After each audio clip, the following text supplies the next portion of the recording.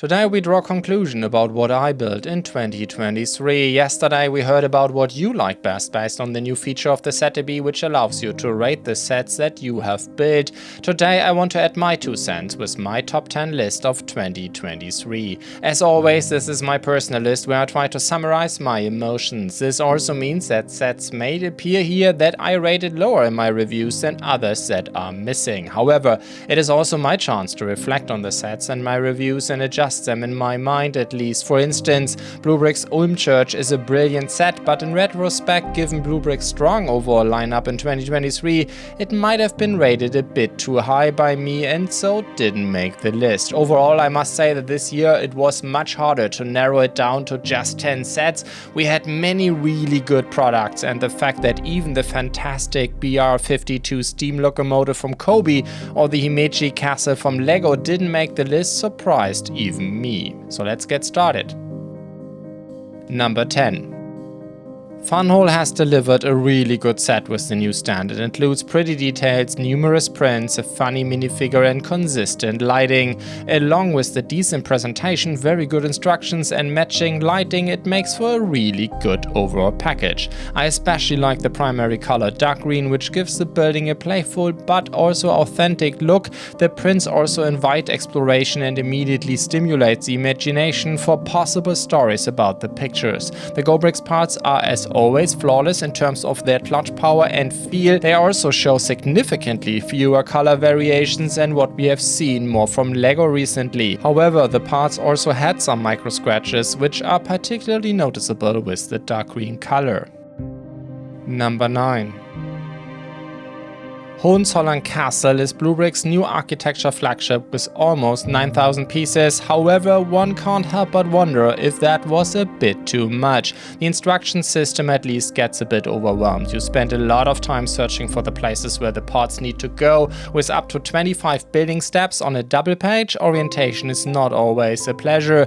The design, on the other hand, is very consistent and represents the castle astonishingly well. Fans of complex building techniques will get their money's worth, especially in the upper third of the castle. Here, however, you also notice the difference to other sets from the company. The castle Wartburg, for instance, has shown with fascinating building from the start, while Hohenzollern has to spend a lot of building time on volume and mass with larger parts and simpler techniques. Price-wise, however, it is a very attractive set, although I would have gladly paid €100 more for better bricks like in Löwenstein Castle. This and the fact that the Hohenzollern is our castle in the region, which I have some emotional connections to, got the set on the list, although it was far from as good as I hoped back in the day. Number 8. The Mercedes-AMG One from Cada comes with a licensed print and a design that even I found appealing, and I don't like cars that much. Designer Bruno Jensen has not only created one of the most beautiful Technic supercar models, but also made it surprisingly easy to build and exceptionally robust as a finished vehicle. Cada has spared no effort in this implementation. The instructions are once again very good, the packaging is simply impressive, and the new tires, rims, engraved fin and a new print make the package valuable. However, the Technic functions are limited. There is not much more than opening the doors and extending the spoiler besides the driving functions and lights. It was brave to incorporate electronics into such a colossus, but it didn't quite work out. The Mercedes-AMG One is slow on the road and the turning cycle is adventurous. I would have preferred a static model with more functions. The pullback motor as a hybrid component can't change that. The bricks were very good as always, but not all prints were as clear and clean as I would have liked. Number 7. I admit, I'm not a Technic expert or an engineer, but the articulated dump truck from Cada really impressed me. This set is very buildable, yet has a decent complexity and just the right amount of functions to excite without losing sight of stability. From the pendulum axles to 4 differentials, a movable dump bucket to articulated steering, there's really a lot on offer. Everything is electrified and of course equipped with a proper remote control. Even in motion and with the functions, the set remains robust robust and solid. You can let children drive it without any problems, and with some experience they can also build it themselves. In addition to the usual CADA strengths, from very decent pieces to a valuable presentation to a solid instruction manual, combined with the terrific price, it is the almost perfect Technic set.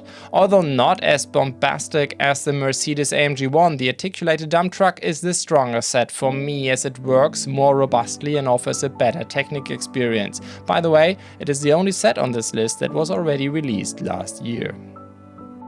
Number 6. St. Peter's Basilica from Bluebricks probably has the best building time per euro ratio I have ever seen in a set. It may not have taken 120 years to build this St. Peter, but we are getting close to 10 hours. Some sets costing 3 to 4 to 5 times as much can't quite keep up. The build is not easy, but a lot of fun. The crucial elements are present and are implemented with loving details and exciting building techniques. However, the build does not win a prize for stability. As an architecture set, it doesn't have to. The part quality, as with most Bluebricks specials, is not top-notch, but at a price of just 80 euros for over 2,700 pieces, it's more than just reasonable. I don't put as much emphasis on the absolute price in my reviews as some others in the community do. A clean license, very good bricks, or a good instruction manual are worth a few euros to me. But with St. Peter's Basilica, Bluebricks has delivered the absolute price performance winner of the year, at least in terms of building fun per euro. Number 5.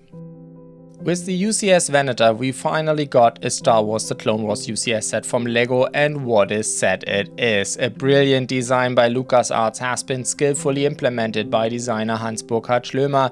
The ship looks great from all sides. The angles are ingenious, the red-grey contrasts are nice, and the stud-file ratio is appropriate. Even the underbelly has been solidly implemented. The engines are brilliant, and the level of detail makes the UCS Imperial Star Destroyer look almost outdated. The minifigures are very good, although Captain Rex could have used a Karma or better helmet mold. Only the 4 6x6 tiles really bothered me, which are also supposed to be stickered, but even printed would probably look out of place. This ship is just too chic and too detailed for these rough plates. Colorful parts are unfortunately also found inside, but significantly less than in the Razor Crest, and you don't see any of it later.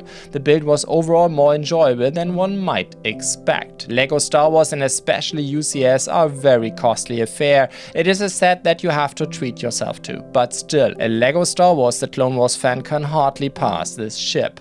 LEGO has captured so many emotions so well. Number 4.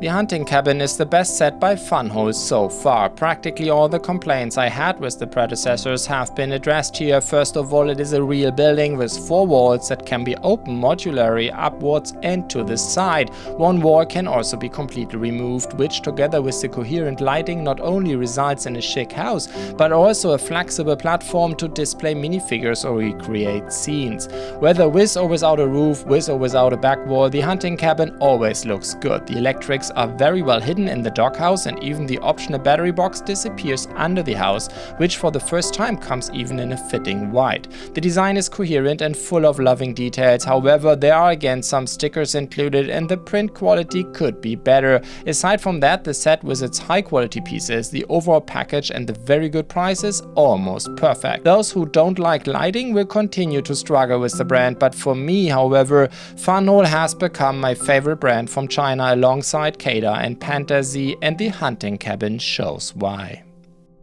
Number 3. The Rockefeller Center from Bluebricks is visually my favorite architectural set so far. The Art Deco design of the center works very clearly even in building bricks. The 1x500 scale used by Bluebricks in its skyscrapers works excellently for the Comcast building, which is just 260 meters tall. The color ton unfolds its charm. Despite its size, the model is detailed enough to invite discovery. I only wished for the famous Christmas tree over the lower plaza as an option. Building is enjoyable, but not always easy. Some construction details do not quite harmonize with the Bluebricks materials, fitting inaccuracies. Let's just hope that Bluebricks delivers the Radio City Music Hall next and the Channel Gardens too. It's one of the very few sets that I really regret having sold. It was the right decision, as I simply do not have enough space to keep even a fraction of the sets that I review here, but it saddens me not to have this beauty in bricks anymore. Number 2.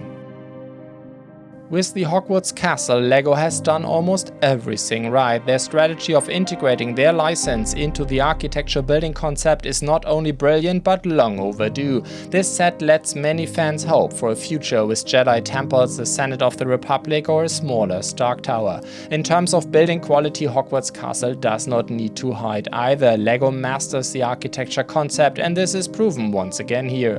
The building techniques are enjoyable, and it's a journey into the abstract representation of buildings with the craziest building techniques. This set is equipped with scenes and Easter eggs from movies and books. Hogwarts is very beginner friendly to build, following the LEGO formula. However, some veterans may be bothered by the very small building steps and sections. Also, LEGO has again heavily used colorful parts on the inside, unlike the previously released Himeji castle. This is a pity, but almost the only weakness of the set. It can be assumed that LEGO is also targeting newcomers with this product. Hogwarts also contains many prints. The instructions are enriched with information and the price is really good. If LEGO had donated another 1,000 pieces for the representation of the remaining areas of Hogwarts, it might even have made it to first place. Number 1. Rivendell is the best LEGO set I have ever built. What LEGO has put into a single set in terms of brilliant building techniques, unbelievable many details, Easter eggs and diorama qualities leaves me speechless to this day. This set looks good from every angle. The possibilities to recreate scenes from book and film are endless. It is a rich source of exciting building techniques, and the minifigure ensemble is really great. The new elven hairpiece may not be for everyone's taste, but the new weapons, the dual mold trousers of the hobbits and Boromir's shield are impressive. This set is so good and detailed that LEGO could have easily split it into 5 to 6 sets. I would have bought them all. Its almost only weak point are the stickers. Some of them not being prints is painful. LEGO put 80 prints in the box to decorate the floors. That's nice, but it could have also been solved with building techniques. I would have gladly traded them for 10 fewer stickers. Rivendell came out early in the year, but the first place in my heart was never in danger. What a masterpiece. I wish you a happy new year.